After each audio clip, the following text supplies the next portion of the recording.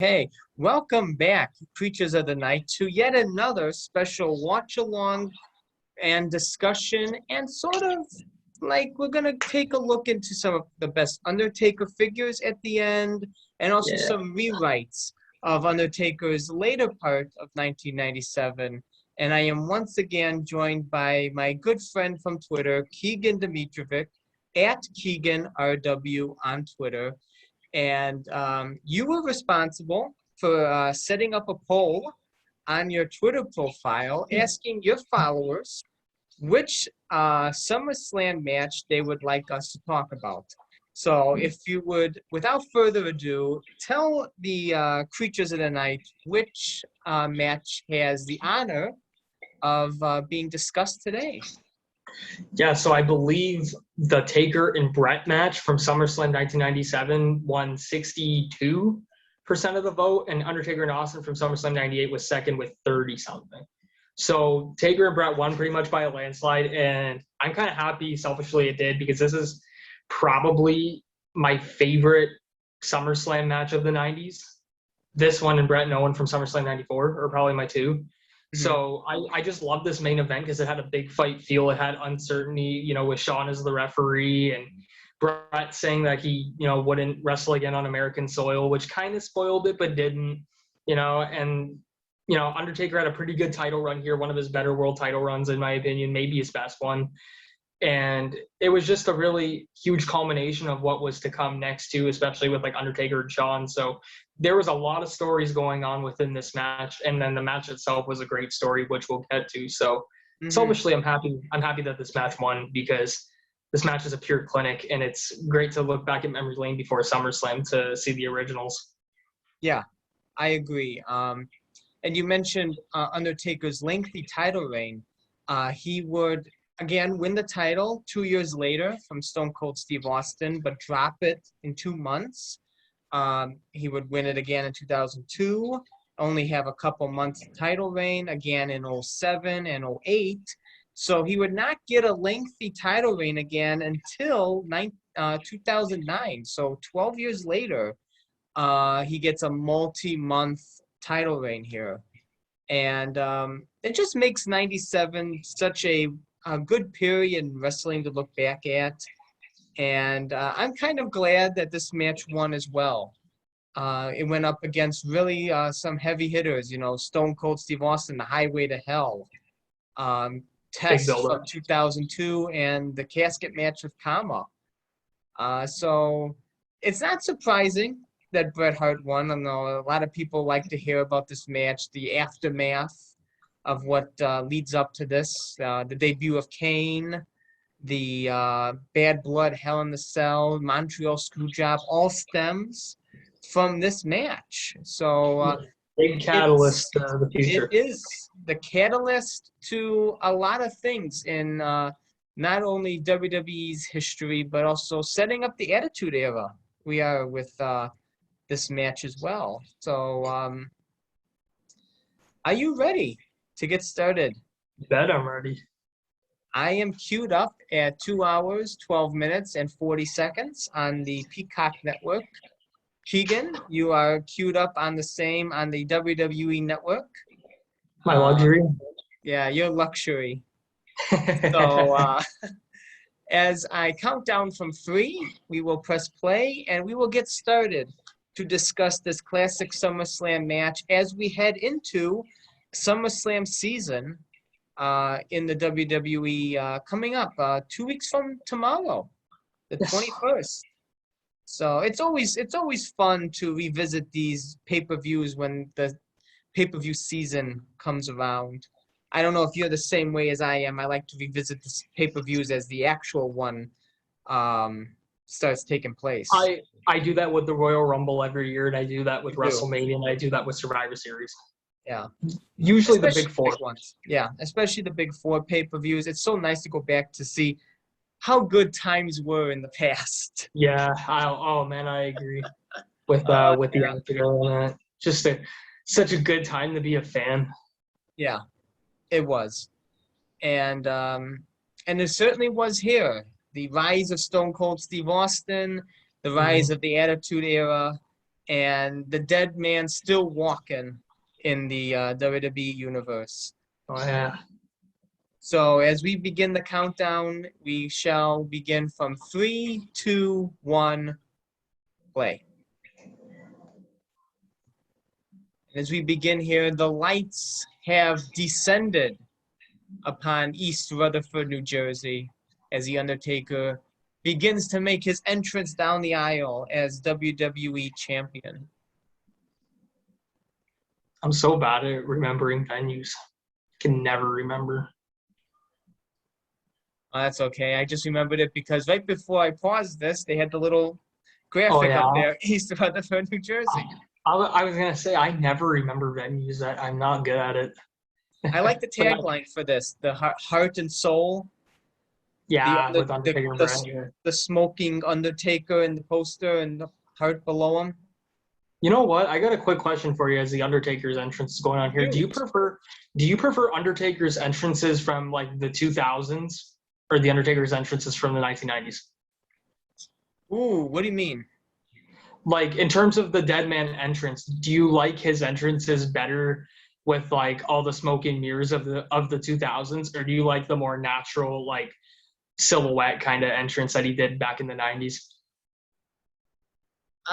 Even though I have more memories of the 2000s entrance, looking back at it, I like the 90s. There's just something about the 90s Undertaker entrance. I don't know what it is. I like how it's simplified and there's no smoke until he gets to the pillar. Yeah, it's not too gimmicky. Yeah. And then they start bellowing out the smoke when he gets up there. I like the music. I like the slow, methodical music they had in the 90s for him. I agree. Yeah, I loved his Graveyard Symphony theme song. Yeah, I thought it fit him perfectly. And this is around the time Undertaker was more humanized too as the Dead Man. Like he wasn't as gimmicky as he was in like 94, 95. He became kind of more of like not a Western Undertaker, but just more like Mark Calloway, but as still scary as the Undertaker. Yeah, it's more like I would say not a Western, but more like you're turning into like a turn of the century. Yes, like an extension. Yeah, he's like changed his look for like a new period of time. Yes, that's exactly what it is. He got more menacing, but still looks more humanized. Like he doesn't look like he's actually like a zombie, like how he was at the beginning. Like he looks more human, but like more human, but still divine at the same time. Yeah, I love this 97 look for him though. It's almost like I like how Jim Ross talks about how when he comes down the aisle of King of the Ring 98 against Mankind in the Hell in a Cell, he says Undertaker looks more satanic. And that's almost like, that's how he almost turns. He turns from like the Western gray and purple Undertaker. He turns like a more goth, more... Yes, and that's a perfect word for it. More gothic, satanic look to his character. I love this tweak though. He's ditched the colors. He's become more all black, all like the dark grays and everything like that. The Lord of Darkness. Yeah. Pretty much, yeah. He really knew when to make like even the smallest twist in his character. He knew exactly when to make the switch. And and to me, like 97 was the perfect time to do it. Mm-hmm. Because times were changing with the Attitude Era, and he knew when to evolve with it. Oh, Bret, what a coward!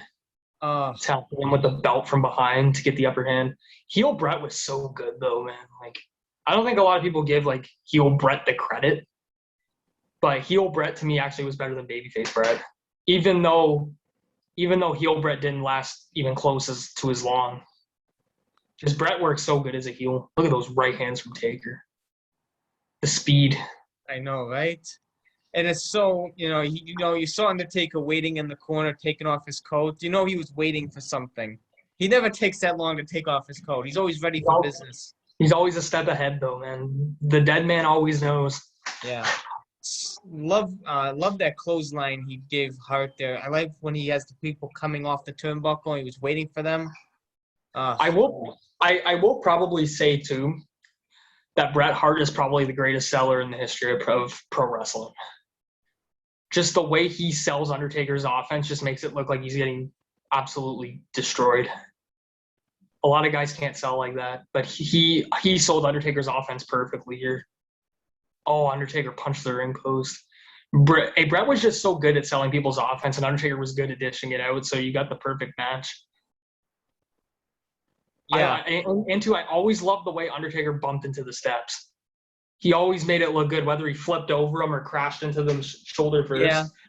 I like when he used to fly over them. It's like added height. Like he did at WrestleMania with Batista. I remember when he flew over those. Oh, yeah. That looked good. That was a great spot. Mm-hmm. Seeing all these retro T-shirts in the audience, it makes me so nostalgic for this time period of merchandise and everything. He even had the teardrop here too. Yeah, I think he debuts that at when is he? He has it at Survivor Series against Mankind. I don't remember the exact day he debuted it, but I know he has it for about a year. Yeah, he definitely has it at Survivor Series when he came back against Mankind. He has it up until WrestleMania with Kane. I don't know. I don't know if he has it. I think he ends it at the Inferno match. I think after the Inferno match, that's it. That's another match we're gonna have to watch one day too. Is that Inferno match? That was a lot of fun. Oh, I think that's my favorite Undertaker Kane match. I love that match. Yeah, just the imagery of the fire. I think that's the best one they had. I think that's a lot of good ones. I like that one. I liked WrestleMania 14, and I liked WrestleMania 20. Even though the WrestleMania 20 match wasn't long, I still enjoyed it. I did too. It accomplished what it needed to be. I like their SummerSlam 2000 match too. Even though it was more of a brawling segment, I still enjoyed it. I enjoyed it too. I wish there was like a winner instead of it just being a no contest. I hate no contests. Oh, they make me so mad, especially if it's like a main event match. Makes me so mad. I mean, technically, they should have awarded it to Undertaker because Kane was counted out. They could have counted him out. So I guess they could technically say Undertaker won. There's a lot of controversy in this match, so stay tuned, folks. That's right. A lot of controversy. And, of course, Shawn Michaels in the middle of it, no stranger to controversy. It's like a kind of a good controversy, though. It's like convoluted but good because it leads to what we're going to know as the Attitude Era after this. I love that. Such strength by The Undertaker, just picking up Hart from being tossed from the ropes. And Bret's not a small guy. No, such strength. Let's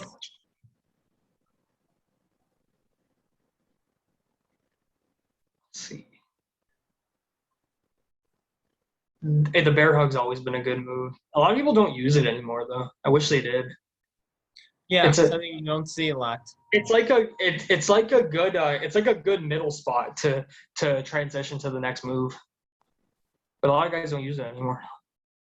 Oh, what a boot! Oh, Bret sold that too. That was awesome. Here it comes his big elbow drop. There's nothing better than Undertaker big boot. Nothing better. He's got a great leg drop too for his size. Yeah, he can really deliver that leg drop and an elbow drop. Best in the business with the leg drop. Sorry, Hogan. Oh, Taker's guillotine leg drop, that was my favorite. Off the apron. Oh, yeah. And, no, misses such a good spot. Hey, Bret's going for the knee now. Good. It's good psychology. When you have someone as big as The Undertaker, what do? You go after the knee. That's what Undertaker always said in interviews. He always had dealt good with smaller wrestlers because they always try to cut him down to size. It's a simple but really good story when it's done right. It's David Goliath all over again. Especially when you have two of the greatest of all time in Undertaker and Bret Hart, you know what kind of story you're going to get. And it's weird. It's just so weird to think that Undertaker's, good friends with Bret Hart and Shawn Michaels. Yeah, you would think he wouldn't be. Yeah, no. You would think he would hate both these guys, but he's best friends with both of them. He was not too fond of Sean for a while until Sean came back in 02, and then those guys got really on really good terms and became like best friends. Yeah. Like around this time, Taker hated him. He didn't want to deal with him. But I'm happy Sean straightened out because now he's acclaimed. Yeah. Rather than being a tragedy. And Sean understood that. He says if he was anybody else, he wouldn't be too fond of himself either. Yeah, you know what though, man? People change, and he changed, and look at him now. You know, a lot of people don't give people chances anymore. You know, and it's too bad because, you know, people gave Sean another shot, and look at what happened. You just got to give people chances sometimes, man. We're all human. We all make mistakes. We all do stupid things. We say stupid things. You just gotta move on from it though, and forgive yourself. That's human nature to do and say stupid things. But the best thing, you know, is to bounce back from it and become better. You got to forgive yourself, and then if you forgive yourself and keep trying and bust your tail off, time will play serendipity, and you know, and people will move on from it eventually. It takes time, but hey, you know, like Sean earned the respect of everybody, you know, and he wasn't the greatest guy around, you know, this time, but he ended up fighting and overcame his demons, and now he's better than ever, man, and he's regarded as one of the greatest ever. Came back for a second run that was arguably better than his first. Yeah. And during all this time, Bret is just trying to chip away at Undertaker's legs, trying to keep him down, keeping the big man down here. He's really going after the knee. He knew how to pick a body part once he got started. I couldn't tell. Did Bret Hart flip off the audience? I can't tell either. Did he? I couldn't tell. Did he? Such good heel tactics. Oh, but Bret was a great heel, man. He was so good at it, even though it didn't, like I said, it didn't last long. But and the funny thing is, he was not supposed to be. Austin was actually supposed to be the heel. Yeah, and then they pulled off the double turn at like the last minute because which was perfectly done, by the way. I mean, that's like the greatest double turn ever. Comes Paul Bearer. I know, right? A more humanized Paul Bearer around this time too. Yes, I think it's supposed to be because Undertaker burned him in that match, so it's like burned off all that face makeup. More humanized, Percy Pringle looking Paul Bearer. I know. Looks like Percy Pringle, like he was back in the day. They led to their stories back then so good. They had like a slow burn to their stories. Now today a lot of things are rushed. And back then, like, because like I don't think fans are as patient as they used to be, or creatives not as patient as they used to be. But back then, like, they had these slow burn stories that when they paid off, they really paid off.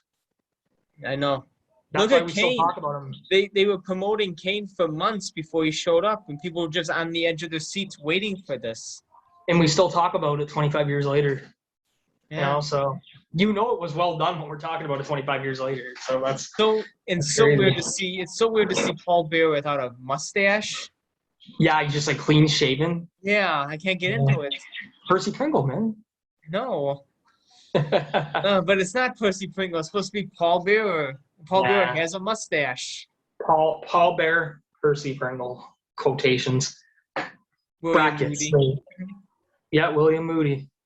He was such a good manager though, man. I loved his work. He played his role just so perfectly. You know, gotta take her. Paul, don't turn around. Oh, I got him. Taker's decking Paul Bearer now. Boom! But Bret with the chop block. Everybody loves when you beat up Paul Bearer. Taker got a couple good shots in though. Oh yeah. Oh, he got such a good shot that Paul Bearer bounced like to the other end of the ring. Sold it. Great. Man, I love this match. This match never gets old. I completely forgot Paul Bearer was in this match. I completely forgot about it. Well, because there's so much shenanigans in this match that you kind of forget a couple things here and there because of the conclusion. Man. Oh, now they're giving Paul Bearer the bum's rush out of here. Good. Get him out, as Jim Ross would say. Send him to hell. Rest in peace, Paul Bearer, by the way, but this was 1997. There's no, remember, as they say in the Inferno match, you know, hell has no pizza, so you best not go there. I love the figure 4 on the ring post. That's another great classic Bret Hart spot. I think, is this the match Undertaker breaks the sharpshooter? I believe so, yeah. I think he's the first person to break it. Their other match too, at the one night only show was great too. It was just as good as this one. I think Bret Hart said that he only allowed Undertaker to break the sharpshooter. Well, because it's realistic, right? Because Stone Cold almost did it at WrestleMania, but he ended up passing out from the pain. Yeah, I think. Well, it's because Bret Hart respects him so much. I think everybody respects Taker to a degree. Yeah. I mean, to some extent. And here's Brian Pillman and Owen Hart. Can't believe they're both passed too. My God. Brian passed like 2 months after this. Yeah, he passes the morning of the cell match. That blood, right? Yeah. Yeah. Yeah, he was supposed to face McFoley that night, wasn't he? Was he? Dude Love. I think he was supposed to face Dude Love. That's what I read didn't know in his that. book. Well, that's what I read in his book anyway, is that he was supposed to face Dude Love that night and That never sucks. woke up. Yeah, I mean, he was getting a push too, but he was in a lot of pain around this time too because of the motorcycle accident he was in. That's right. I saw that Dark Side of the Ring thing.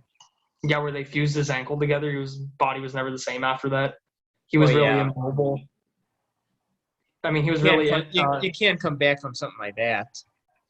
Well, I mean, like they said, like he was really immobile, but he had to hide it, and still tried to be how he was, a couple years prior before the injury, and just it caught up, man. And same thing with Owen Hart, like one slip up. Yeah. Like Bret's the only one left, man. It's crazy. It is crazy. You see that picture? You ever see that picture on like Twitter or something, like the Hart Foundation? Yeah, and like Bret's the only one colored. Bret's the only one colorized in. Yeah, it's too bad. And you know what? Like I've read Bret's book too, man, and it's probably the best wrestling book I ever read. But I mean, yeah, like it talked about all that stuff and how Bret's like the only one left, and it's crazy. I know. It's crazy because Jim passed in when 18, and Jim was because I think Anvil passed away in 18, and he was. I think so. I think he was the second last one. So Bret, that still makes Bret the last. I mean, Natty's still around too, but Natty's from another generation. Well, yeah, not the Hart Foundation. But from like the Hart Foundation generation, he's the only one left. Yeah. I love Bret though, man. It's like I got so much respect for that guy. Like we were talking about earlier, I love salty Bret Hart. I love salty Bret Hart. I can't even say he's salty though, because he's not wrong. I mean, with a lot of stuff he says, like it's just he's not wrong. I mean, like if you look at a lot of stuff he says, like I mean, it's pretty much true. I mean, like he just doesn't pull his words back. That's the only thing. Like he just says what's on his mind. Like if you've seen his interviews with Michael Landsberg from like 2003 after like post stroke, he just tells it how it is. Oh no, I don't know if I have.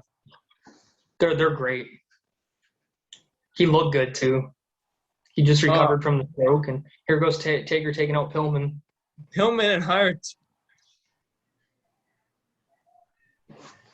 Yeah, I love Bret Hart, man. And I'm not even being biased as a Canadian, because even if I was an American, I'd still be a Bret Hart mark. Well, at least you're not being biased. Nope. No bias for Bret. No bias.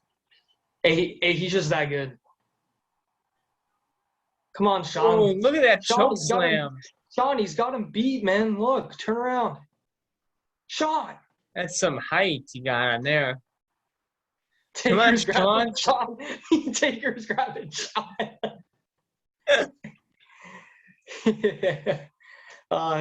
This is good stuff. Oh, Bret with the roll up.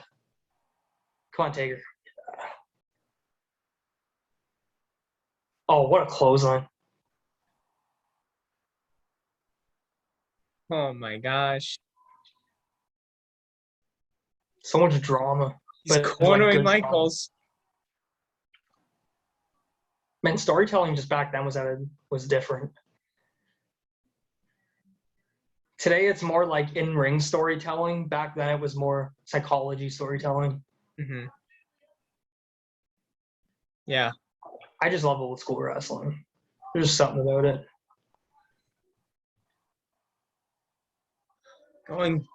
Keeps driving the Undertaker's ribs and kidneys first into the side of the ring there. Ouch. I wonder if Bret would have made a comeback like Shawn if he wouldn't have had that stroke. And it really makes me wonder. What that kick from Goldberg ended his career, right? Yeah, it did in 2000. Late Starrcade 99, I think it was, and then he retired in 2000. But it's like, I feel like with concussions and stuff like that, I feel like if he, because he had post-concussion syndrome from what I remember. But, a lot of guys come back after concussions. Mm-hmm. Like look at Bryan Danielson and guys like that. Like if they take, a certain amount of time where they're not taking bumps, they usually can come back. You just got to rest up. I think he would have eventually came back. I don't know if he would have came back full time, but he probably would have came back, did a couple matches just to go out, the way he wanted to. I could have seen that happening. Like I know Kurt Angle was like begging to have him for WrestleMania 20. I remember that. Kurt was talking about that. Yeah. Kurt was trying to get him to come out of retirement for WrestleMania 20 to do a match, a retirement match, and Bret didn't do it because he said it wouldn't have been the match that he would have wanted because he wasn't mobile enough to do it. That's sad. Well, because Bret at that time already had the concussion and then he had the stroke 2 years prior, so Bret said it wouldn't have been the 5-star match that they would have had. It's too bad because if Bret would have been okay to have wrestled, I'm sure the match would have been something. I agree. He probably could have, and I think Bret too was that guy that if he could have avoided the stroke and the concussion, his style accommodated his age. So he probably could have won another few years just with the way he wrestled because he wasn't like a high spot guy. He could just wrestle mat base and that can carry you a long way. Yeah, he never really got injured a lot, if I remember correctly. And there he is shooting the finger. No, I think he just had a knee cleanup in 96. That's all I think he had in his WWE career. I know before he broke his sternum against Dino Bravo. I remember that, but that was like years before he was WWE, like as a top guy. So I think all he had was the knee cleanup in 96 after the match with Shawn. Nice DDT. And when you're a technical performer like that and you don't go to the top rope a lot, it really preserves your body for a long time. So if he could have stayed injury-free, he probably could have won a few more years. Yeah. Like how Undertaker did. Like Undertaker kept his body preserved even though he had injuries. That's why he went as long as he did. Mm-hmm. Even though Taker still had his fair share of injuries, he still knew how to take care of himself at the same time. Yeah, that's true. He knew when to slow down. He knew when to take time off, and it worked. He lasted 30 years, man, on top. Yeah, no, nobody else has. Maybe he'll go 31. You never know. Oh, we can hope. I mean, he still looks good. I mean, yeah, he looks great. I mean, for all the injuries he's had, you wouldn't know that, but yeah. They were talking about like back in 1997 that they thought he was going to retire. Yeah, they thought he was going to leave in 99 with that injury. No way. I couldn't imagine Undertaker retiring before 40. I just couldn't. I really couldn't. He had too much left in the tank at that point. I know. That's why I was like, oh, no. I don't think he would have retired that. Well, like he was 40 when he was feuding with Randy Orton, and that was like one of the best feuds of his career. Can you believe that? Yeah, he was 40 when he was feuding with Randy. I know. No foul. And that was like I said, he was like he was 50 when he was feuding with Bray Wyatt and Lesnar. Yeah, and he was still having great matches with Lesnar. At 50. Like they had that really good cell match too. I remember that, and that was at 50. So it's like, I mean, that's why like when I heard that he might have retired in like 97 or 99, I was like, no, I don't think so. I just. Is he getting ready for the sharpshooter? He's getting ready to put the Undertaker in the sharpshooter. The Undertaker retiring is like the Loch Ness Monster of wrestling. You believe it exists, but it's not going to happen or come out. Oh, grabbed Hart into the choke slam. Got him by the throat. Come on, Taker. Does. Oh, he did the stomach. Oh. Taker has the best right hands in wrestling history. That's pure striker. His strikes just look so good. I mean, Bret had good strikes too, and a lot of other guys did, but Taker's strikes they just look so good. Oh, Bret tried to run and he got caught. It never worked. Choke slam time. No, Bret went to the knee. Damn.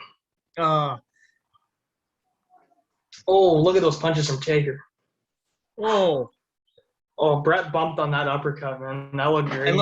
I love that spot of Undertaker on his knees and him giving the body shots. Yeah, and then the uppercut at the end. Yeah. Looks great, man.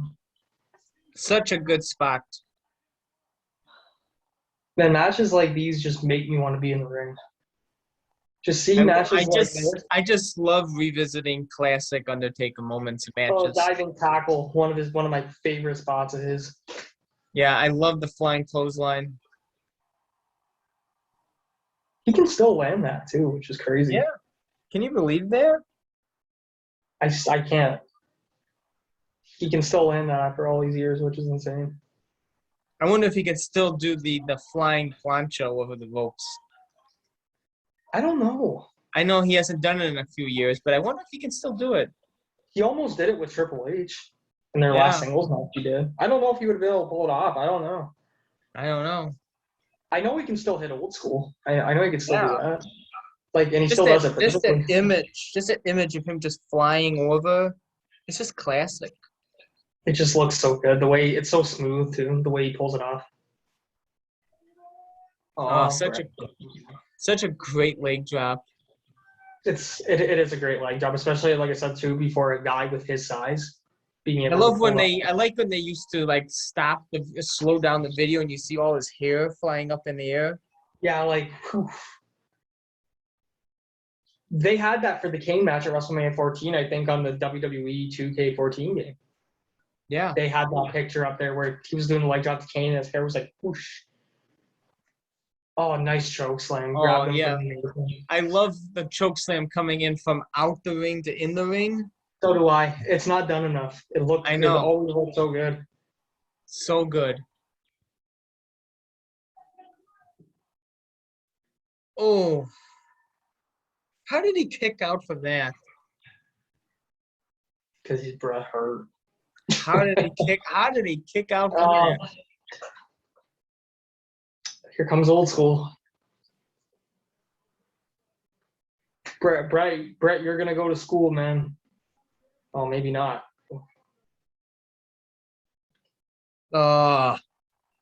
Cheap shot. Hey, you know what spot I love though is when the Undertaker would do old school and someone would push the ref into the rope to knock him off his balance. Oh, that was always a good spot.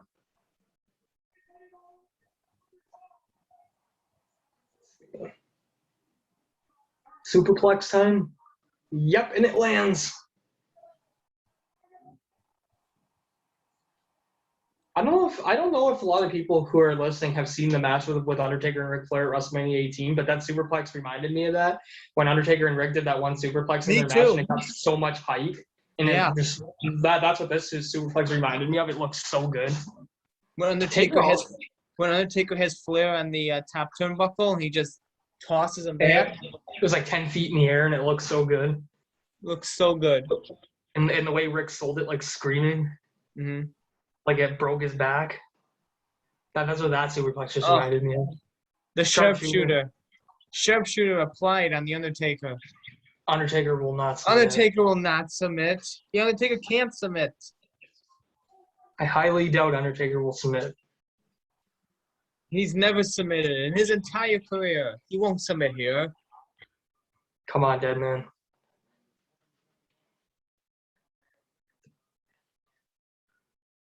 It's such good storytelling. And this is a match too where it doesn't. Oh, there we go. He broke out of the sharpshooter. But this is a match. This is a match though that doesn't have to be a fast-paced match because the story writes itself. Broke out of the sharpshooter. Yeah. I think he was the first to break the sharpshooter, wasn't he? First one to break it. Yeah. That's what I thought. Because I know Austin came really close at WrestleMania. Yeah. Really close, but he passed out. And then Bret Hart had that surprised Pikachu face. I liked how he flung himself out of the ring too to I know. really sell it. To really sell like Taker's strength. Yeah, this has always been an awesome match. One of those matches that I just He's calling for the tombstone. No. yo. Again, taken down with the legs. A common theme here in this match, the legs. It's a good story because Bret keeps going after the need to chop down the big man. It's like you said before, David and Goliath. Mm-hmm. But I mean, if you're facing a guy Undertaker's size and you're a lot smaller, you know, hey, what do you resort to? Oh, takes out Michaels. It's not a Shawn Michaels special referee match until Shawn Michaels gets knocked over. Shawn, every time he's a guest ref, man, it's something big happens. Yeah. Always something happens, which is a good thing. Sean selling Oh, his here knee. comes the oh, that was a horrible chair shot. Yeah, you won't see those anymore. Oh my God, Undertaker didn't even get his hands up. You won't see over the head chair shots anymore, man. They don't exist. Which is a good thing, but Oh, he kicks out just in the nick of time. over the head chair shots, man. They're hard to look at now, especially what we know about concussions and CTE and that. Like, it's hard to watch chair shots like that. Yeah, it like makes you cringe. It's funny. I was watching a new match today, and they had a chair shot where like the lip of the chair hit the guy's forehead, and it was like the guy got cut like right here, like how Taker did with Orton. Oh no, he's gonna spit at Michaels.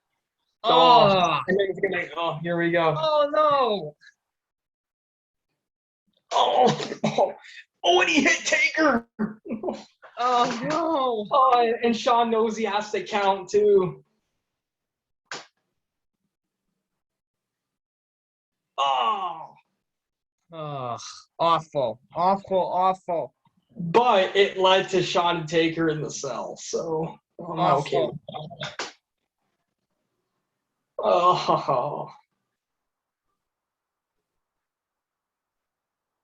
great match though. The garbage has started to pile in the ring as the Undertaker has just been screwed out of his championship. They won't let you throw garbage in the ring anymore either. The Undertaker has just been screwed out of his championship, which he has held for 4 months. It was a good finish, though, to protect Undertaker. I will admit that. But, yeah, Bret's the WWE champion, and we know what this leads to. Amazing. Man, look at Bret's shooting the finger to the crowd again. Oh, I love the eye roll at the end up the ramp. There it is. Oh, yeah, the dead man ain't done yet.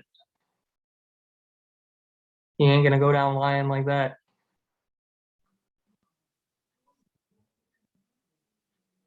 Man, that match still holds up to this day. It does. If only I know the ending was meant to be that way, but they just did it to protect Taker, so Taker didn't take a clean. A screw job ending leads to another screw job ending. A few months down. Screw job endings in '97, eh? Nothing but screw job endings in '97. 97 is the screw job year. I'm just looking to see what this match got on the Cage Match website that has like the whole database of matches. Yeah, I'm just checking to see what other people thought of this match. I haven't checked it in a while. Look at the crowd. The crowd is everybody is hating this result right now. People are leaving out of their seats. Oh my God. So this match got 3 stars from the Wrestling Observer newsletter. And I thought it was a bit better than 3 stars. And then it's got nearly an 8 out of 10 rating on Cage Match. I think it's a bit better than that, but that's just my opinion. I think it's better than 3 stars out of 5, but because I just thought the whole atmosphere of the match was great and the psychology was great. But Oh my God, it's just everybody is super pissed off. I love this match, man, so much. Look at all the security around the ring now. You see that? It's typical Attitude Era, man. Crowd could do whatever they wanted. That's crazy. What a crazy ending. Oh, I hate seeing that chair shot screwing Undertaker. Michaels is covered in Bret Hart's spit.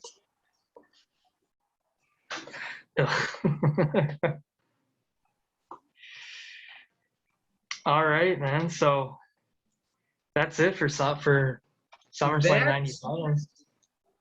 That concludes SummerSlam 1997 as we are left with the visual of Bret Hart leaving a trash-soaked ring. Fans leaving in droves out of their seats. And just an overall atmosphere of screwy finishes that has taken the title away from The Undertaker after a lengthy 4.5-month reign. Very good reign, too. Very good reign. And that ends SummerSlam 1997. That, of course, was the main event. So, what we would like to give the audience now is, leading from this, we know, is In Your House, Ground Zero, Undertaker versus Shawn Michaels. No contest leads to a #1 contendership match at Bad Blood Hell in a Cell, which, of course, Shawn Michaels wins with the aid of the debut of Kane, which leads to the Survivor Series Montreal Screwjob, the Royal Rumble casket match, and eventually WrestleMania 14. So, how would you, if you would, maybe you wouldn't, would you change any of the events of 1997?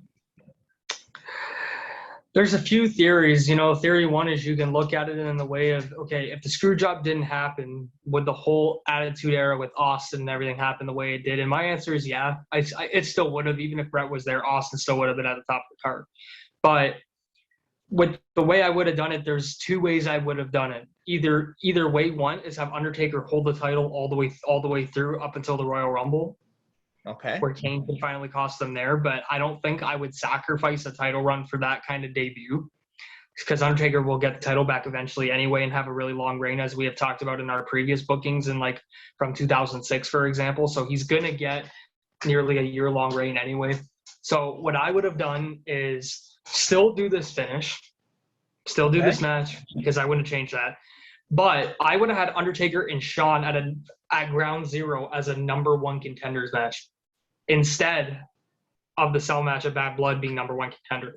You have Undertaker win the #1 contenders match at Ground Zero, right? And it could be by shenanigans, which I would probably do by this, so it can lead to the cell. Have Bret come out and do something, and have Undertaker pick up the win. Bret tries to distract them both, but Undertaker still picks up the upper hand, to win. And then because the feud's not over, you still do the cell match of Bad Blood with Taker and Shawn, except it's not #1 contender. The same match happens, and Ben Kane still comes out and he costs the Undertaker. But at the same time, the Undertaker still has his match with Bret Hart at Survivor Series. So Shawn's out. Shawn's not in the match. It's Undertaker and Bret at Survivor Series for the title. And Undertaker, despite all the stuff with Kane, finds a way to beat Bret for the title and still overcome, because like the Undertaker's supernatural, so he can overcome any obstacle. He still beats Bret. Bret goes back in the WCW. The screwjob doesn't happen, and instead Taker's the WWE champion. And then we still don't see Kane at this time. I wouldn't have booked Kane against anybody yet, not any match yet. So what I would have done is I would have had Kane and Mankind still happen, but it would have happened at the Royal Rumble. And then on the same night, Undertaker still saying he won't fight his brother, but he still will defend the WWE title against Shawn in the casket match. Everything still happens accordingly, except Kane fully costs Undertaker the match. He costs Undertaker the WWE title, and he costs him the match against Shawn in the casket match. In this way, Undertaker still doesn't take a pin and he's protected as he's put in the casket instead. And then Shawn still goes on the feud with Austin for the title, which Austin wins. And then Undertaker still feuds with Kane in the exact same way. And Undertaker and Kane. See, preferably, I would have done Undertaker and Kane in Hell in a Cell. Because it would have made sense since Kane cost him in the first Hell in a Cell. And the feud was really intense enough to need a Hell in a Cell match. I think that would have been perfect for Mania. Because it's storybook, right? And then you can still do that. And then have Shawn drop the title to Austin, and you still get to both of your matches without Bret getting screwed. And you still get a way to have the title drop to Shawn make sense.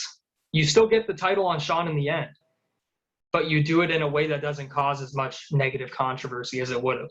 And it still makes sense as Kane would cost Undertaker the title and keep provoking the dead man until he finally accepts to fight his brother in Mania. Okay. I like it. And you can either do the regular singles match or you can do Hell in a Cell. It doesn't, like, I would have probably done the Cell because since Kane ruined the first one for Undertaker, you would think Undertaker would finally just lose it and go, okay, you cost me in the first structure, now I'm going to beat you in it, and then go from there. And then Undertaker can win. Or would you even make the first would you even make the first Hell in the Cell be with Shawn Michaels? Would you make the first Hell in the Cell be with Kane? So they make the whole storyline be they created this structure because of Kane. Oh, I mean, you could, that's for sure. I mean, that's definitely a great option. For what I was going for more of the redemption story for Taker. Okay. Of like getting screwed over the title, and then he gets screwed again at Bad Blood by Kane, and then he finally wins the title back from Bret, but then he gets screwed again at the Rumble. But he still won't fight his brother until he's finally driven mad and then realizes, okay, this started inside Hell in a Cell. I have to end it in Hell in a Cell. And then he beats his own brother in the cell. And then they can still team up later in the year to go after Austin after they're done fighting. Because you can still tell the story that, yeah, we may be brothers and we may fight, but when someone's against the both of us, we're still going to team up because only we can destroy each other. No one else can destroy us. Because I always love that story with those two. I love that story with those two where they wouldn't let anyone destroy them but each other. Mm-hmm. They can only they can only take each other out, but they can't, and no one else can take them out. Yeah, I always like that story. But you could do it as the first cell match, depending on what route you wanted to go. Yeah, either or it would have worked. Yeah, I like the idea of Undertaker being the #1 contender because Bret Hart has said numerous occasions he would have dropped the title, no questions to anybody except Shawn Michaels. I think in his book he said Shamrock, Austin, and Taker would have been the three that he for sure would have dropped the belt to. Shamrock, you said? Yeah, I think he said Shamrock, Austin, and Taker. If you would have put him against any of those three. Yeah. I would have had definitely Undertaker versus Bret Hart at Survivor Series. Definitely. Yeah. No-brainer. Absolutely no-brainer there. The lead up to it with I would have Undertaker Michaels be a #1 contendership at Ground Zero. So I like that idea. So that Undertaker gets some sort of revenge on Michaels. Mm-hmm. So SummerSlam happens as it is. I'm not changing it. So that Undertaker wants some sort of revenge on Michaels. He wants the #1 contendership back. So it's Undertaker Michaels at Ground Zero, and Undertaker defeats Michaels. Bad Blood. See, I'm kind of torn with the Hell in a Cell. I don't like Undertaker winning the #1 contendership, and then he loses the next match. It's like, so I don't know if I would have. I don't know. I would go there. I don't think I would have had him face Shawn Michaels again because he just beat Shawn Michaels. He's the #1 contender. You could even had You can even had him face Hart for the championship there. Yeah, it's You can another have idea. you can have him face Hart for the championship at Bad Blood. I'm trying to think if I wanted Kane to debut there. If they want to have Kane still debut at Bad Blood, they could have almost like they can always have like the Hell in a Cell with Bret Hart, and then Kane interferes. Undertaker loses the championship rematch to Hart, but then Undertaker demands one at Survivor Series because of Kane's interference, and then that's when Undertaker defeats Hart, and then you have Shawn Michaels wants a match at Royal Rumble, and then it just goes on from there. That would have been good too. I didn't even think of it that way with Taker and Bret in the cell. I think that would have been good. That would have been a great match as well. Yeah, because as I was going through this, I was like, well, if Undertaker beats Michaels for the #1 contendership, I don't want him facing Michaels again, and then Makes sense. potentially losing if you're bringing in Kane. So just have him win the #1 contendership. He gets some sort of revenge on Michaels. That ends the Michaels thing. He goes on to Hart at Bad Blood, Hart and him in the cell. And they can have the cell to keep out the Hart Foundation.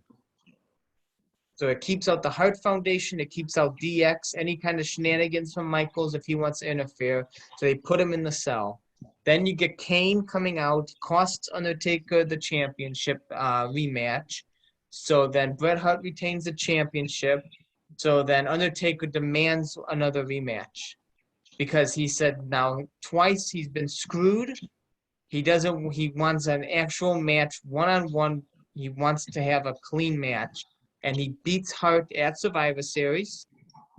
Then he has a title until the Rumble where he loses it to Michaels because of... Makes sense, man. I would have liked it that way too. That's how I you get to your end destination either way. You get Undertaker and Kane at WrestleMania, and most likely you're gonna get Shawn and Austin. Basically, you're just changing 3 months out of 97. Yeah, basically that's all you needed to change, really. Other than that, everything was perfectly done. You're changing September, October, November. And that everything else was perfectly done that year. That's probably my favorite year in WWE history. It's got to be. I think 97, 2000, 2002, and 2005 are probably my favorite years. I hated the no contest finish, like we talked about earlier from SummerSlam 2000. I hated it at Ground Zero. That you had Undertaker, Michaels just brawl. I'm not a no contest guy either. Just continuously beating up referees until it's DQ'd. It's just awful. I would have much preferred Undertaker getting a clean win off Michaels so that he gets some sort of revenge. But yeah, I agree, man. I agree because no contest, sometimes they ruin the entire flow of the match and they ruin the entire feud sometimes.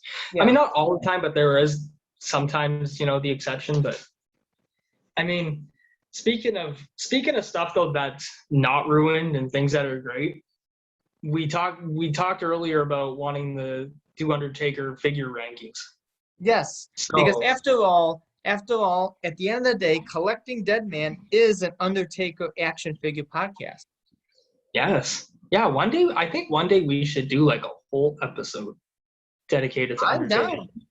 I'm down. I know me and when Randy Turco joins me for watch-alongs, we always end up talking about Undertaker merchandise and the stuff we have and everything. So it's definitely something we should do. Yeah, and I think it's something we should just give a small glimpse into it in this episode. Absolutely. Would you prefer a top 10 Mattel and Jakks? We could, yeah. I mean, okay. I gotta get some of the figures back up because there's been so many that I don't want to disrespect one and forget one. So I'm gonna get up Jakks on one page, and then because like there's been so many Undertaker figures that I don't want to miss out on one and forget because there's just been so many, and so many of them are overlooked. And I want to give them their due. I would say let's give our top 5 Mattel and top 5 Jakks, and then maybe a top 10 overall. I'm happy with that. We can do Okay. that. Yeah, so I'm just getting up some of the Mattel figures, and I got my Jacks up. I know, okay, off the top of my head, the Unmatched Fury comes to Oh, my mind. very underrated line. I know the Major Wrestling Figure Podcast talks about how underrated an I Unmatched love the Fury was. I love the Furies. I love the Furies.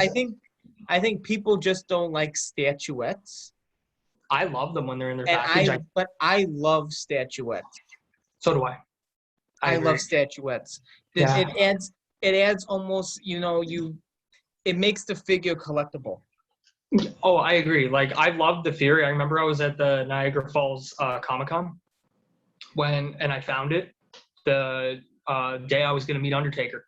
They had I went to it because I brought up, I think, 4 or 5 things, and I was going to get 6 autographs. So I said, okay, see what they have at the vendors and pick one thing if there is anything. Other than that, just get an 8x10 sign that they have there.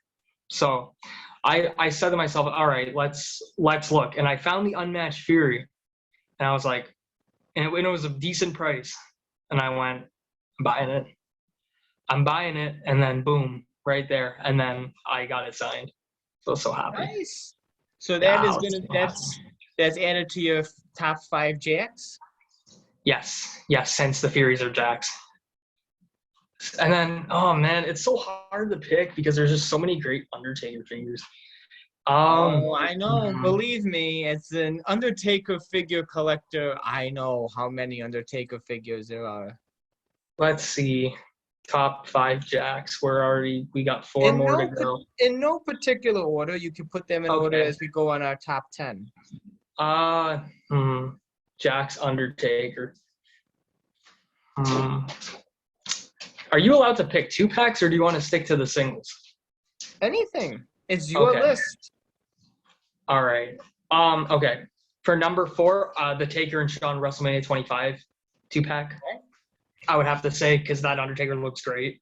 Yeah. Shawn does too, but since we're focusing on Undertaker, number 3, it's the 2-pack that's eluded the both of us, the Deluxe Aggression Brothers of Destruction from Mania 14. I knew you were going there. Yes. That would be number 4. Number 3 would be the WWE Shop exclusive with the purple packaging. Oh, yes. One of my favorites. Not easy to find. To be honest with you, I haven't been able to score it yet. So one of my gems in my collection. I'm glad you found it. Yeah, I'm gonna have to find that at some point. I'm sure I will down the road, and I'll definitely snag it. You have a Shop Zone exclusive that's eluded me, and I have one that's eluded you. Turnabout and fair play. That's right. So okay, so we have 2 more, right? Okay. So I would say since there really no order, I would say the Fatal 4-Way American Badass Undertaker, the statue one. Very the Fatal 4-Way ones are very underrated, and no one talks about them, but they were great for their time. So I'm giving that one a mention because it deserves to be in there. And that was a really great figure. And it's one that's eluded me. Some of them I've had a really hard time finding. That's one of them. So I'll get that one at some point, though. Trust me. I will. Okay. And then it's going to be quite the underrated one, but SummerSlam 2003 flashback from Jakks Pacific. That one. It's so underrated, man. The one with the rubber shirt?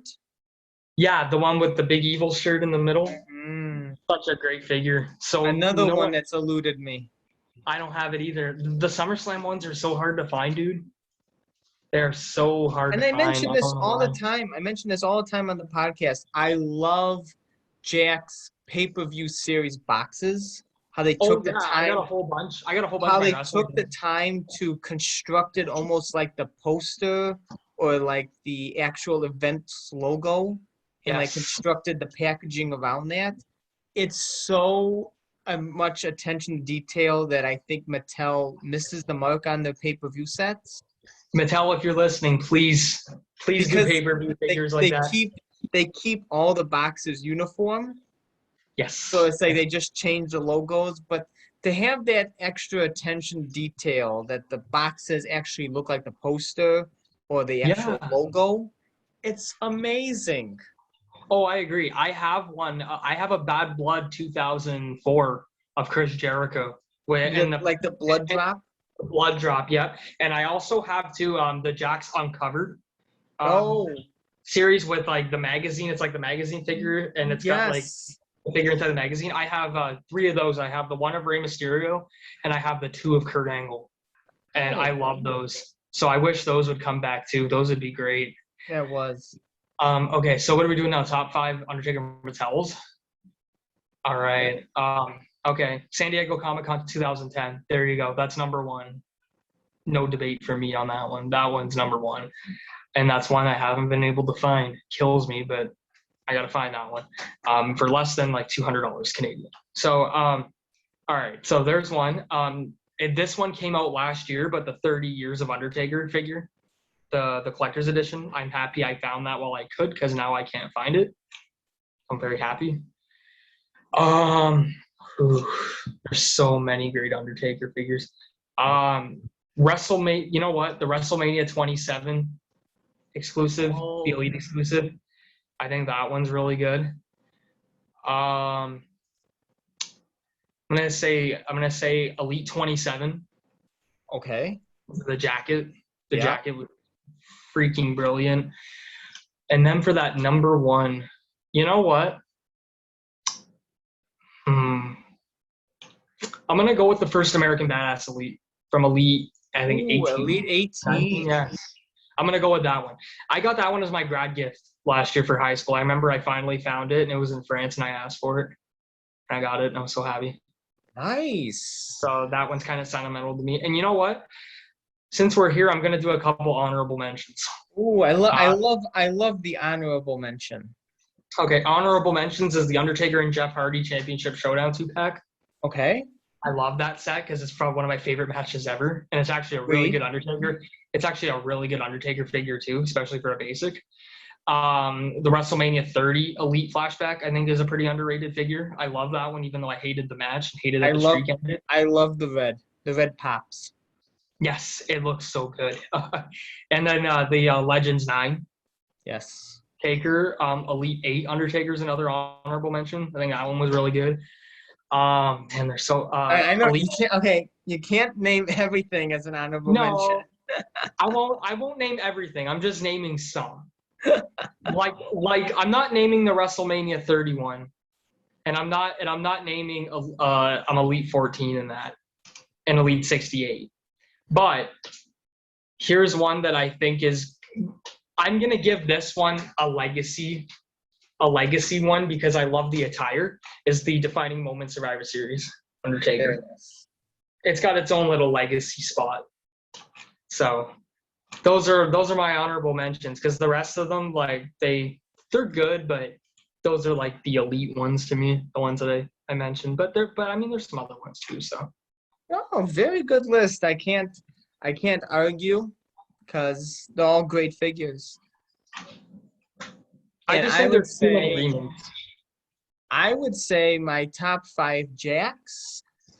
Coming in at number 5 would be Superstars Series 9 from the BCA with him in his ministry robe. Yes, with the open hand in that. Coming in at 4 will be the Lux Classic 2-pack with him and Kane. Don't remind me. My heart hurts thinking about it. I know. I'm sorry. Number 3 would be the 3 Faces of Undertaker from the Classic Superstars. That was a good pack too. That's such a good pack. Number 2, I would say I like the just because of what it created, I would say the Bone Crunching Action Superstars 1 Purple Glove. That's a legacy one. Yeah, I agree. And number 1 is, I've mentioned it so many times on the podcast, Titantron Live Series 5, Undertaker in his Unforgiven outfit. Really old school list. I love it. Yeah, because number one in my Mattels is the San Diego Comic-Con. Yeah, that one's the best. So they mirror each other. So but number 5 on Mattel is Elite 18. I like the badass. Yeah, I love that figure so much. Yeah. So happy I have it. Number and you know what? 4, yeah. I was gonna say, you know what, too? They've remade that figure a lot too, but nothing beats the original. I agree. Number 4, I would do Legends 9. Just Great because figure. I love the updates. I love the hair in the face. I love the mystical hands. Yeah. Yeah, it's just a great update. Number 3, I would give it to I would say there's so many, like you said, there's so many good ones. It's hard to pick. I like the WrestleMania 35 Elite, but I think I'm gonna give it to the defining moments, the Bat Undertaker. 96 Survivor Series. I love that figure. Yeah. Number 2 is, as you mentioned, the 30th Anniversary Undertaker. I love that figure so much just because of the packaging. Just because of the packaging, yes. That's 2, and 1, as I said, the San Diego Comic-Con exclusive. Great list. Yeah. I love it, man. And you know what, too? I was going to say one more thing. I have one more honorable mention, and I just forgot about it, but I got to mention. Another honorable mention. Yes. The unmatched Fury Purple Phantom Undertaker. When he's like kneeling. I'm never going to fight that.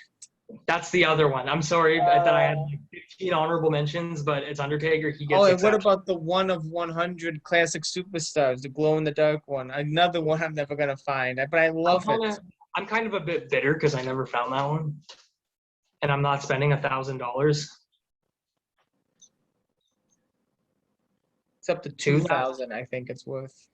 Oh, really? Well, I'm Canadian, so it's probably like 4 here then, or 5. Oh my God. 7 or 8, depending on exchange rates. Who knows, man? It's like sometimes collecting in Canada is so frustrating because when you buy it from the States, you have to like it looks okay. Oh, $700. Oh, okay. Well, that's expensive, but hey, I can buy that. But then it's like 900 Canadian. You're like, it's just the way it is, man. I gotta move to the States. I gotta move to the States. What is it? 2 years? 2 years you come down here, right? Yes, for 3 months. You'll be here before you know it. And I do have one honorable mention for Mattel and one honorable mention for Jax. I'm keeping it small for the honorable mentions because your list incorporate everything. Yeah, don't be like me. The honorable mention for Jax, I would give it to one that was on your list, the Unmatched Fury. Yes. And the honorable mention for Mattel is the newest one, Elite 85 Boneyard. That's a good one, too. When I see that in stores, I'm definitely snagging it with the money I don't have. Yeah. It's the best way to buy stuff with money you don't have. For my birthday, I better get a Walmart gift card. That'll probably be what I need. Yeah, but it was very close not to make this guy number 1 just because of the packaging alone. But that San Diego Comic-Con. I think I had to buy that from somebody, I think, on Kijiji or something. It's like a Canadian site because I couldn't find it in stores. Never saw it once in stores, so I had to buy it. Really? Yeah, I couldn't find it here. It wasn't here. I think it was only in the States, so I. Yeah, not only was it in stores, it was on their website. Yeah, I got it off somebody who I think I had an extra one. I just said, okay, I'll pay you $50 for it, whatever. It's going to be worth more than that in the future, so I'll buy it for what it's at now. Yeah. And I'm happy I have it. I don't regret it. I also bought the Survivor Series 2001 Kane to go next to it. Oh, yeah. Yeah, he only wore that red gear once, and I was not going to take the chance on not getting it because I collect like Undertaker and Kane stuff like crazy. So. Oh, I love even though I don't collect Kane figures, I love Kane figures because they pop so nicely. They look like superheroes. They look like superhero figures. And I was a big comic fan when I was a kid. So like I relate like Kane and Undertaker to like Marvel comics and DC comics. Just they just stand out to me. And that's why I collect those guys because like those figures just stand out. Like I get like every Kane figure I can find, even the new like SummerSlam basic Kane that's coming out. I'm gonna buy it if I see it. Yeah. Like and like any Undertaker figure I find, I snag it right away, whether it's a basic or an elite or Masters of the Universe. I always 2-pack. I always pick it up.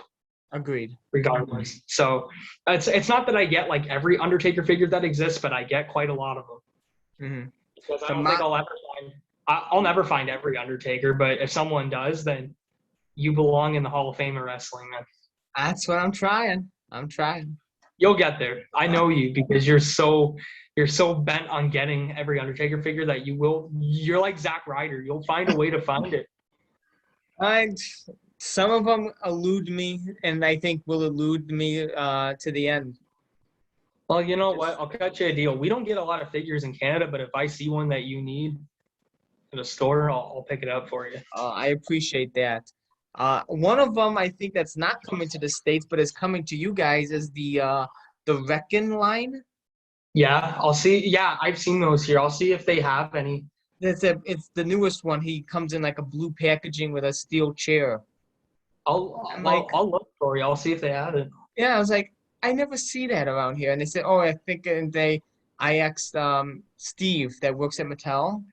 Yes. And he goes, yeah. He says that line being released in Canada. And I'm like, nice. I'll see if I can find it for you because we usually don't get a lot, but if it's there, I'll get it for you. I appreciate that. But if I find Elite 85 Undertaker, which I need to get that too. So I may be having a bit of a shopping spree.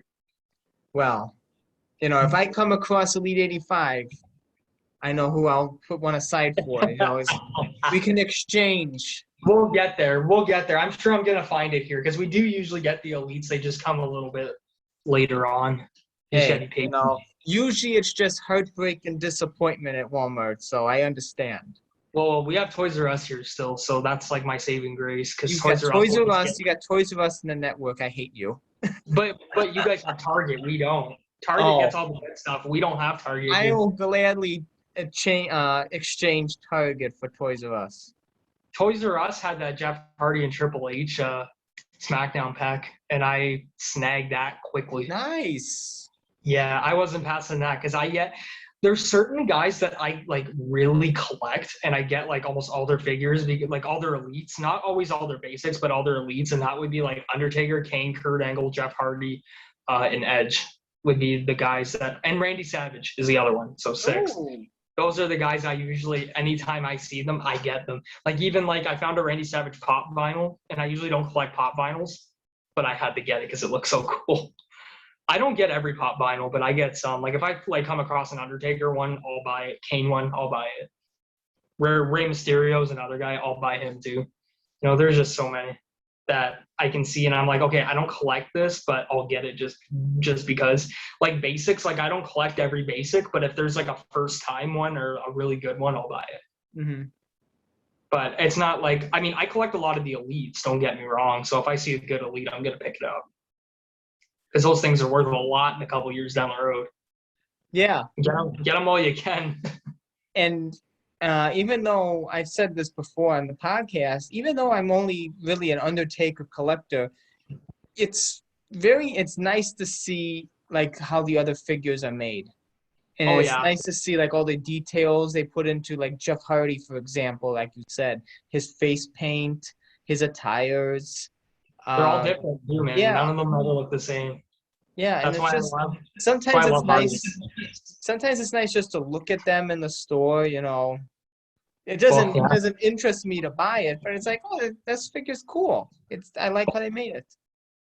Well, I'll give you another one. They finally after years came out with a Rob Van Dam at the San Diego Comic-Con. That's right. They're coming out with Rob Van Dam. The Tiger Stripe one. Mm-hmm. It's only going to be a second elite, and I went, well, there goes another $30. I'll be getting that because like Rob Van Dam, they've only made like one elite of them, and it was like 6 years ago. So it's like, okay, I'm definitely getting Van Dam too. Yeah, because he was like the last one was in the series Undertaker 27, I believe. 27, yeah, and that was the only one they made until now, and that was like 2014 they made that. Like it's like 2013, 2014. So that's a long time ago. Long time ago. So it feels like ancient history now, but I mean, Oh, I know. It's like a lifetime. but if that Tiger Stripe Van Dam is mine, I'm gonna probably even pre-order it because it's such cool gear, and they don't make a lot of Van Dams. I hope they do now because I don't know if he's under some sort of Legends deal or what's going on, but they were able to make a figure of him, so I'll be collecting Van Dams now too. And speaking of Van Dam, I think one day we should watch Vengeance 2001, Undertaker and Rob Van Dam. Very underrated Yes, match. when it comes to an important moment in that history. December. It's a December pay-per-view. Right, it's right. It's a December paper, which it's odd. It becomes a SmackDown exclusive pay-per-view, which moves it to July. In 03, right? Moves it to July. Yeah. That was is it weird though that Vengeance has like always been a great pay-per-view? Like they've never had like one bad show, from what I can remember. Yeah. Like the best V show. It's like the best V show pay-per-view. Like 03 was a great card. Mm-hmm. And then like we had Undertaker and John Cena for the first time on pay-per-view, which was good. Yeah. And then we had the main event with Show Angle and Lesnar, which was a great match. And then we had 04 with Benoit and Triple H. And we had 05 with Batista and Triple H in the cell and Shawn and Kurt on the same card. Two of the best matches of the year. I don't think you were watching Raw at that point much because Taker was a SmackDown guy. Yeah. But Vengeance was usually a Raw pay-per-view after 03. That's right. It was only SmackDown for 1 year, then they changed it to Raw. Yeah. And I think, when does it go away? 2007. And then they brought it back for one pay-per-view in 11, I believe. And that's the last time it's been around. Okay, makes sense. Yeah, because they did it in 07. It was called Vengeance Night of Champions. And then they totally got rid of it and replaced it with Oh, yeah. That's when Undertaker was on the poster, but then he lost the title to Edge. Yeah, because he had a labrum injury or something, he had to get something repaired on his shoulder. I can't remember exactly what it was, or a pec or something. Yeah. I can't fully remember, but he came back and had that classic with Batista at Cyber Sunday. That's all I remember. They had that really good match at Cyber Sunday that nobody talks about, but it was good. All their matches were good, man. We should watch Taker and Batista match too at some point. We should make like a whole list of matches. Just a whole list, yeah. Like Taker and Batista's 07 rivalry, and then like Taker and Van Dam, Taker and Jeff from Raw, Taker and Lesnar, Taker and Triple H. And like you said, Taker Cena at Vengeance. Taker Cena on SmackDown, which is like one of the better SmackDown matches. Probably their best match together, I would think, is that I love that match. So many great Undertaker matches and memories, and that's what we build here on the Collecting Dead Man podcast. It's just going back to Undertaker moments, matches, and more. There's so many, man. I can't even count, man. Like if you have like a Mount Rushmore of moments, you could fill it with 4 Undertaker moments. Yeah. Just because that's how good he was. Just looking at this box here, I still have it here. I think the last line sums it up perfectly. He's the man whose legacy will never rest in peace. Never. Because, 100 years now, people will still be talking about him. He's never gonna go out of style, man. His contributions to the business for 30, not even just 30 years, but even before that is Mean Mark Callis and the way they thought of the Dead Man gimmick and how he switched his whole style from Mean Mark Callis to The Undertaker, where he had to slow down deliberately and not be as acrobatic, but then develop to be acrobatic later as the years went on. It's crazy how much he devoted himself to that character. Mm-hmm. No one will ever do that again. And that's no disrespect to anybody, but that gimmick, no one will ever pull anything off like that again. I agree. I don't even think anybody could pull off Kane's gimmick like the way Glenn Jacobs did either. I just don't. I think those two guys, their characters will never be replaced. Those two guys just made it perfect. Yeah, it took a special kind of somebody to pull that off. And I think both Taker and Kane, they pulled off the gimmicks incredibly. Yeah, they did. It's like you'll never see that again. And I don't think you'll see a story like theirs again either. Like to have like a 23-year program that never got stale and never stopped, and it was constantly ongoing, and it like no one ever got sick of it. I mean, that's a testament to the greatest feud of all time. I think it's the greatest program ever done. really in Yeah. wrestling. I would think so. And I know a lot of people like their old classic feuds and they like other feuds, but to me, the Taker and Kane saga, it's the best one wrestling's ever written. I agree.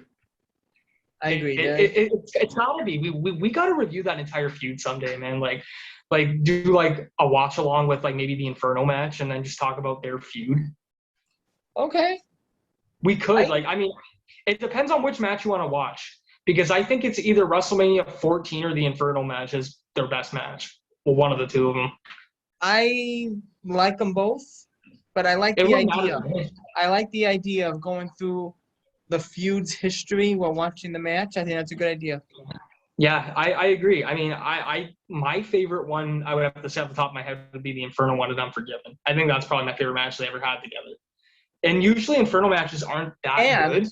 And quick side note, whenever I am introducing somebody new to the world of The Undertaker and his matches, I always start off with the Inferno match. That's a great. I love that match. I always start off with that. And usually Inferno matches aren't that good, but that because the reason why I start off with the Inferno match is because it's so eye-catching and it grabs your attention and doesn't let go. That plancha over the fire on the Kane and Vader, I will never forget. And just the ending, the closing moments of his Shakespeare pose with the fire against the purple lighting, it's magical. And Kane actually got burnt in that match too because he put his wrong arm. Yeah, I always remember that. Yeah. He told. I think I saw that. He just like went like that quickly. I mean, they said it was really hot in that ring too. Like extremely hot. I couldn't imagine. Hell has no pizza, so you don't want to go there. Could you imagine how hot Kane was in that gear and that mask though? Just awful. Like in that degrees. Oh man, I would have died. Awful. I couldn't have pulled that off. But man, it was a great match. I even liked the WrestleMania 20 match. Like even though it didn't go long, I still enjoyed the story of it. Mm-hmm. The dead man was back, man. And that entrance. Well, that's the best I think that's a perfect way to end this episode. Yes. Because you have just set up our next episode. We will take a look into the history of the Brothers of Destruction. A feud that has started in Hell in a Cell in 1997. And as of this recording, has ended with Undertaker's final farewell in 2020, where Kane made his appearance and his presence known to pay homage to his brother as he retired at Survivor Series. So a 24-year span of WWE storytelling, where as if Undertaker and Kane would come back tomorrow, they can pick up where they just left off. I wish. So I wish too. You never know. As they say in the world of wrestling, never say never. You never know what's going to happen in WWE. And the Brothers of Destruction from 1997 to 2020 will be our next topic of discussion as we discuss that and watch along at Unforgiven in Your House 1998, the first ever Inferno match between The Undertaker and Kane. Can't wait. I can't wait either. I think that's the perfect setup to the next episode. And it gives a sort of like, we can do like the background of the feud, how were they transformed into the Brothers of Destruction, the tag team title history, the action figure history. We discussed a few of them on our list of best Mattel and Jakks figures today. And I think we can like take a little deep dive into how different companies made Undertaker and Kane's figures and which ones we think are the best. I can't wait, man. I'm excited. I can't wait either. Now that we've got the creatures of the night just waiting for our next episode, it's should it be a good one? Oh, it will be. It's gonna be a big one, that's for sure. Yeah, it will. It's definitely gonna be a hot one, as they say. No pun intended. Fiery one. A fiery one. So I want to thank you again, Keegan, for joining me here to watch SummerSlam 1997. A great pick from your followers on Twitter. I'm glad they picked it. It was so nice to revisit 1997 WWF, pre-Attitude Era, but just on the heels of it. So My pleasure. it was a great match to rewatch, and it's always a pleasure talking to you. We have plenty more episodes planned in the future. Oh yeah. And anybody listening, go give Keegan a follow at Keegan RW on Twitter. It's filled with nothing but positive stuff, positive wrestling news, matches, and anything you can think of. You're posting it on your Twitter, and it's just one of the best Twitter accounts to follow. Thank you. I gotta post it before I forget, and then I get mad at myself because I can't remember what I was supposed to post. It's so hard to keep track of what to post, right? I gotta write it all down and then remember to post it. Yeah. Welcome to old-fashioned handwriting, people. Oh, it's a dying art, as I told you earlier. It's a dying art for handwriting. Absolutely. Well, we'll keep the legacy going. Yeah. And we keep the legacy going, and we keep rolling along as we take another side trip on our journey through Death Valley. And as we begin to take another one next time with the Brothers of Destruction, how the rivalry began, how it turned into a family affair with Paul Bearer later on, and how it all seems to center around Hell in the Cell and Inferno matches for some reason. You know, you just can't keep the brothers away from fire and steel. Nope. And we'll Nope. get into that next time. Even the story of how Undertaker set his parents on fire. Yeah. I'm No sure we'll get to spoilers. that. You're getting ahead of yourself here. No Well, we'll talk spoilers. about it. So We'll talk about how it happened. How does that sound? exactly. And Well, stay tuned, folks. stay tuned and keep on rolling, baby. Until Oh, yeah. next time.